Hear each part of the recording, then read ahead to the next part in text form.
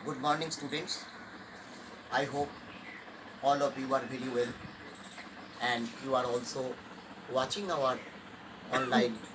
classes through your YouTube. So तुम लोगों का रिक्वेस्ट में ही ये ऑनलाइन क्लास हमारा जॉस telegraph training centre Shri Rampur smart centre की तरफ से हो रहा है।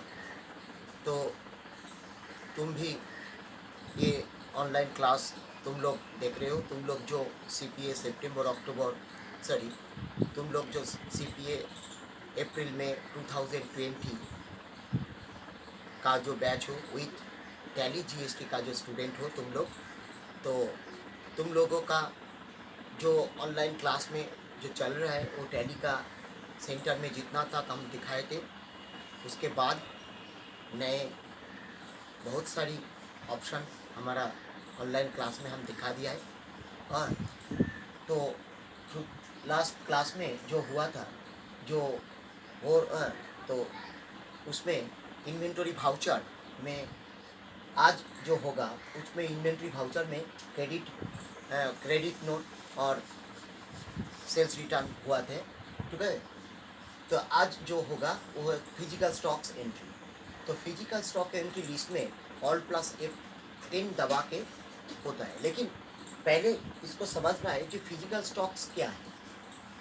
तो स्टॉक्स का मतलब हमको पता हो ही गया जे ये है इन्वेंटरी और item product etcetera of any company. But physical stocks what do mean by,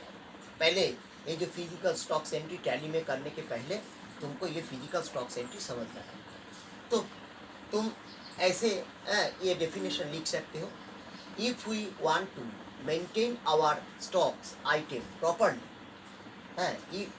if we want to maintain our stock item properly, then we have to verify our stock items by physical counting। तो ये इसका क्या मतलब है, अगर तुमको properly ठीक से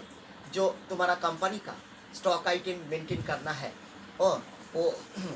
कितने क्वांटिटी का है, उसका अमाउंट क्या है, उसका एक्सपायर डेट क्या है, उसका मैन्युफैक्चरिंग डेट क्या है, ये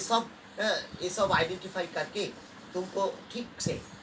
stock properly stock item maintain करना है। तो physical counting and to find out, उसमें find out the various reason, उसमें बहुत सारी कारण होता है, सिर्फ एक ये कारण में नहीं है, उसमें बहुत सारी कारण, जैसे लॉस, ये लॉस भी हो सकते हैं, ये थेफ्ट, ये चोरी भी हो सकते हैं, लीकेज भी हो सकते हैं लिक्विड पैकेज के, और evaporation and wrong data entry, जैसे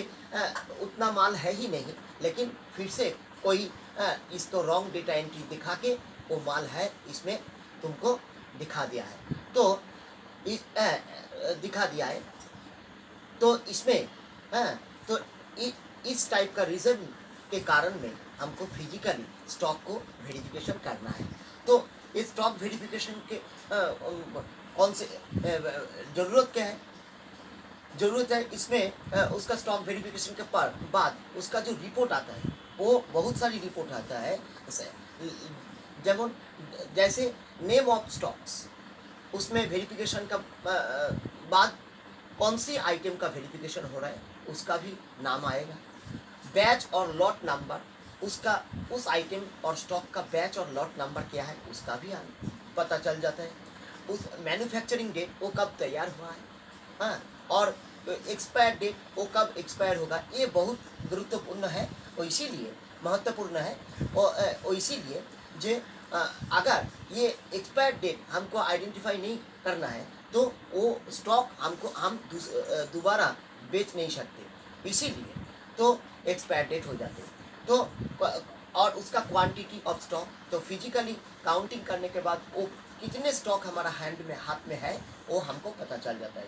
वैल्यू ऑफ स्टॉक, उसका अभी तक गोडाउन में कितने वैल्यू का रुपया का स्टॉक होता है वो हमको पता चल जाता है। Reason of deficiency, reason of deficiency का मतलब है उसमें जो